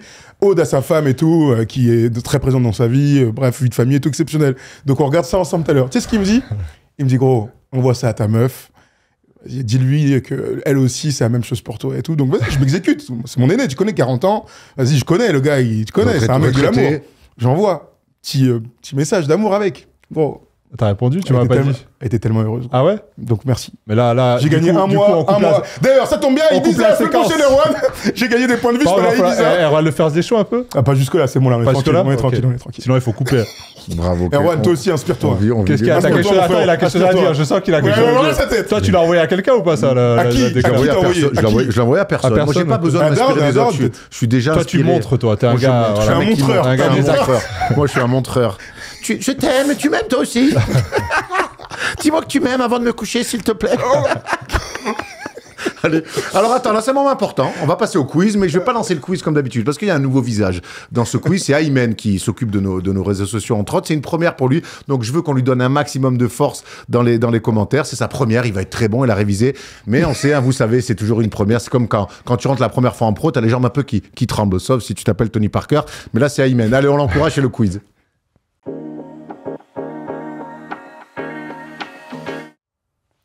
Allez, qui dit fin d'émission dit quiz, et vous l'avez reconnu, c'est votre gars Tom qui va conclure ce first des shows. Ça va les gars, Allez j'arrive à faire une Ouais, émission. bien. Une analyse très rapide, belle voix. Ouais. Merci. Très belle voix de crooner. Je te remercie. Vraiment, on aime beaucoup. Ouais. Beau sourire, belle. Célibataire. J'ai bossé, pas célib. Oh Attends, quoi, tu te mets à ton je parle de ma meuf là. là, première apparition, je parle de ma meuf. C'est comme Non, ça. on va te laisser un peu le doute. Non, t'es célibataire. Ok, T'es célibataire. célibataire. Free agent. Mon Free Là, Insta, je t'excite par contre. mon Insta, il a Ouais, vu. allez, enchaîne. Il est chaud, il est chaud. Bravo en tout cas, bravo, belle prise Merci, d'antenne. merci, je l'ai bossé, ça fait 1 heure je le bosse. C'est vrai Ouais, Quel j'ai rien stress. écouté de l'émission. Allez, vas-y, Allez, là, tu me j'enchaîne. stresses là, vas-y. On part direct dans le quiz, les gars. Directement. Les gars, j'ai bien bossé. Je vous ai préparé un petit Who the fuck is that guy. Donc, vous connaissez le concept. Je vous mets des images de joueurs. Le premier qui trouve, il prend un punto. On fait les comptes à la fin, on voit qui est le boss. Bravo. Et puis on se finit sur un traditionnel qui suit. Ça Bravo, vous J'aime les bien, mecs c'est que tu parles déjà 1000 fois mieux anglais que Tom Serafino, ce qui est bien. J'ai l'impression d'être sur le move un peu. Vas-y, vas-y. Ok, Jérém. Tu sais déjà. Qui est ce Adam mec Silver. Mais non, ça c'est. Non, il est Caruso. renoncé. Mais non, c'est Non. Sabonis. Sabonis, 1 point pour Thomas. Ah, ok. Eh ouais. Exceptionnel avec la tête chauve là. Putain, je vois rien. Qui est ce mec-là? Le Brown. C'est le bon ça LeBron, exactement. La Oh, c'est rookie. bizarre. 1-1. Who that fuck is that guy? On va enchaîner. Oh. Carmon Payne. Non. Attends, c'est qui ça? Bridges. Les gars, c'est la famille. Batum. Non. C'est la Mégerie. Non. Vous l'avez pas, les gars? Attends, c'est qui ça? Il est toujours en playoff. Hein Il a lâché. Euh. Bronson. Non, les mecs. C'est quoi Attends, je sais pas où regarder là. Ah, C'est vous qui l'avez pas lui du tout? Non. Non, c'est qui, vas-y? Bah, je vous le donne, c'est Rudy Gobert, les gars. Oh, wow. Il est pas du tout là. la barbe, il a la Attends, barbe. dans le chat, dans le Attends, chat. attends. Attends, C'est pas c'est Rudy, Rudy ça? Attends, pas de barbe et tout. Ah ouais, traite les oreilles Ouais, surtout. un peu technique. Mais celui d'après est encore plus technique. C'est. Ça, je sais que c'est. C'est. oui. Jalen Rose. Non, c'est non, Bobby ouais. Portis. Bobby Ouais, Portis, les gros 2-1 yeux, pour Big les Thomas. gros yeux, Eyes. les Ah gros ouais, Big yeux. Eyes, Big Fort, Eyes. fort. On enchaîne. Erwan. Erwan, 3-1 pour Oh, Thomas. fort. Erwan, de toute façon, je le reconnais tout le temps. Je dis direct. Pose-toi des C'est vrai que je l'ai questions, tout le gros. temps. Pas rassurant. C'est Karim- Derek White. Karim Abdul-Jabbar. Ça, c'est Jabbar, non? Ça, c'est Jabbar? Non, c'est pas Non, Jabbar, c'est les pas mecs. Jabbar, Ah bon c'est White. Non. Non, c'est mon gars, Brook Lopez, Dylan Brooks. Dylan Brooks. Ah ouais, Vache. tu domines en fait. C'est bon, hein. Comme toujours. hein. Pas bon. Ça, c'est moi, ça. Wow, Ah, ça, bon, bah, c'est- il y a pas de jeu en fait. Putain, belle photo. beau gosse, hein. Continue le poulet, par contre, hein, je te dis, toi, parce que maigre comme ça ne te va pas. Bon, bah Thomas, t'as dominé, tu les as Ah, bravo. surclassés. Allez. Bravo. Parce que je vais Oh, prendre un qui suit, parce que ça fait quand même au Eh moins ben, je 3 te mois que j'avais l'espère. pas pris un. C'est comme Je ça te me casser l'espère. les couilles. Je te laisse J'espère faire. que tu m'as donné un vrai gars, hein, dans ton petit ordinateur, là. Allez. Arrête de me pousser, régale-moi j'ai un peu, préparé là. mon truc, j'espère que je vais bien le lire. Alors on est parti. Patrick Beverley est né le 12... Oh merde, putain la boulette. Putain, j'ai donné le blast du mec. C'est une blague. Ah ouais, c'est une blague. Mais c'est nul à chier. Arrête, putain, on la bosse avec Mais c'est mal amené et tout, c'est nul. Ah, mais vous bossez pour des blagues comme ça? Erwan, J'ai tu rien, ça a pas t'interviennes là. marché. Ouais, Laisse-le, Il a un il auteur, essaye, lui. il essaye. Alors, il essaye. y a du passera montage, dans mon de toute bureau à 14h15. Il y a du montage, de toute façon, je peux la passer Allez, à Léo, allez, il en a allez, que- allez, allez. Bon, ok, C'est je une vais la fin donner. d'émission, faut rendre après. Hein. Ok, pardon, je fais vite. Donc, je suis né le 8 mai 1986 en Louisiane. Après 4 ans dans une université californienne, je tente ma chance en NBA en 2009. Mais je ne suis pas drafté. J'entre par la petite porte en enchaînant contrat de 10 jours sur contrat de 10 Doucement, jours. doucement, ça va trop vite pour moi. Ça Là. va trop... Ah ouais Pour l'instant, en Ouais. 2009, là, à la draft. 2009, Il est pas allé au collège, contrat de faut 10 aller jours. tranquille. Oh. Voilà, Jusqu'en sur la même 2011. blague, elle marche. Hein. Jusqu'en 2011, j'enchaîne les contrats de 10 jours. Je passe à Houston, Sacramento, San Antonio, Milwaukee, bref. Oh. Pendant la saison 2011-2012, je fais un choix fort. Je décide de signer en Italie pour jouer une saison pleine. Il faudra donc attendre 2012 pour que je m'installe. Attends, il a été Gary drafté. Neal. Il a été- Non, non Pas drafté, drafté. pas drafté. Gary Neal. Non. Oh, salaud. Faudra donc attendre 2012 pour que je m'installe sérieusement en NBA et que le grand public me découvre enfin. C'est avec le maillot des Wizards que ça se passe. Mike le, James. le numéro 17. Je reste 4 ans à Washington jusqu'en 2016 aux côtés Garrett des jeunes. Temple. Garrett Temple. Allez, Thomas Dufort, bravo. Quel comeback. Putain, Fort. quelqu'un de Oh, fort. je suis fort. content, je suis Ah, j'ai content, je suis Je sais content, ça me fait pas. plaisir. Trop oh. vite, tu parles trop vite pour Oh, moi. Ah ouais ouais, Bah, t'as parlé très vite. Donc il y a Bah, que ouais, les mecs qui peuvent comprendre. Je suis rookie, les gars. Mais non, t'inquiète, c'est bien, c'est bien, c'est bien, c'est bien. Ouais, Écoute, t'as bien remplacé Tom, hein. C'est vrai? Ouais, écoute, Il pas peut mal, rester- pas il peut mal, rester pas un an mal. s'il veut. C'est quand même sur le jour de son anniversaire, le mec, il est remplacé, c'est terrible. C'est de sa faute, tu me dis. On n'avait pas un cadeau pour Tom, un joli montage à lancer. On l'a. Ça, c'est tout pour à la fait. fin de l'émission, ça. Ah, mais ouais, on bon. est pas- le qui Si, suis-je est si, parti. là, tu me donnes quelques rendez-vous et tout, et après, non, Ah, moi j'ai pas de rendez-vous. Moi j'ai perdu hier soir, j'ai perdu au qui suis-je. allez, pas de rendez-vous. n'hésitez surtout pas à aller dans les rendez-vous Erwan pour lui donner la force. Rendez-vous au Père Lachaise. Oh, Story, arrête. T'as perdu qu'un seul match, t'as vu comment t'es défaitiste? Ouais, j'ai un peu. Frère, c'est bon, gros. Si tu Comme à gagnes la 4-1, ça va. C'est- Comme à la Hoops. Il y a plus de hoops. La hoops. Ah ouais. Et d'ailleurs, le basket se passe beaucoup mieux. Ah bah, tant Bref, mieux. allez, vas-y, rendez-vous. Après, il y a moins de talent, mais il y a plus Il y a plus de paniers, par il y a contre. une meilleure Il y a ambiance. plus de paniers, voilà. Oh, arrête. Ah, si. Ça- Allez, remontez là, tais-toi. Il va faut aller. Ou quoi. Vous bottez des mecs de 42 ans, vous faites les Macs. Erwan, t'as pas bien Je vais parlé depuis revenir. 2 mois au basket? Si, j'ai mis un lay-up la dernière fois à l'échauffement. Donc tu vois, on se retrouve. Attends, il y a beaucoup de choses. Samedi, 9h, interview de Djibril Cissé sur la chaîne FT Sport. Dimanche, Oui. il y a vidéo blog. sur les Nuggets. Comment reconstruire autour de Jokic. T'es pas concentré. Et lundi, on commence les semaines comme d'habitude. Rendez-vous 20h minuit pour le Big Monday avec la libre antenne et le match à définir. On essaie de voir avec l'NBA si on peut ou pas vous sortir un match de l'au-delà comme on aime. On veut un match de légende, mais dans l'actu. Et dans l'actu, voilà, c'est pour ça. Voilà. Et sinon, on retrouve toute la bande de Joyeux Luron toute la semaine, donc avec Winamax, le First Day Show la semaine prochaine. Bravo Imen pour ta première. Merci. Ouais, mais- On Bravo. va au resto, on ouvre les vannes. Oh, et- Oh, ça va pas la tête. Allez, D'accord. bon anniversaire à Tom qu'on embrasse. À Londres, qui sont entre deux boutiques. Est-ce que le jour, on va pas recruter un mec normal? Bah, tous les mecs normaux, on les a virés. Hein. C'est pas faux. Ils sont partis d'eux-mêmes. Allez, bon anniversaire Tom. On te laisse avec ça, c'est ton cadeau d'anniversaire. Profite bien, mon grand. Qualité de présentation, Tom. Oui, c'est les frères de Valérien Ayayi, tu l'as pas dit, mais qui est quand même championne olympique. Non. Allez, alors, Ah, il y a pas les médaillé Rolling, d'argent. il y a les vice-champions Mais olympiques. championne de mon cœur. Bravo allez, Valou. sérieux. Bravo Valou pour la compète. T'as été énorme. Quand je suis revenu de Énorme. vacances, tout le monde m'a dit tu vas voir Tom a eu une progression fulgurante. Je pense qu'il est temps que tu fasses ta passation au moins sur la libre antenne pour qu'il s'installe. Je dis avec plaisir, moi quand mes gars grandissent et tout, il faut les mettre titulaires. Frérot, là il fait un début d'émission, ça fait 20h10, je sais pas où on va les mecs hein. Allez hein. Et c'est de la faute de l'entretien croisé, ça m'a mis dedans. On enchaîne les gars avant de partir sur les playoffs qui commenceront, enfin qui ont commencé. Waouh, tu m'as sorti complètement de l'émission Pardon, excuse-moi. et je m'y remets. Pardon. Avant de partir sur les 3 vidéos qu'on va faire ce soir, les gars, on parle d'une première news. Il fallait qu'on en parle. Greg Popovich qui prend sa retraite. Popovich qui prend sa. Allez, c'est pas grave. On a essayé. C'est cool. C'est pas grave. Merci, chef. Merci. Allez. Mais je le fais tout seul. Je le fais tout seul. Allez, à demain. Continuez bien. Demain, 11h, la réunion. On dirait là. Ah, j'en ai marre. Allez, fais-moi une Allez. passe, je vais te back up. Greg Popovich Ah. a pris ça.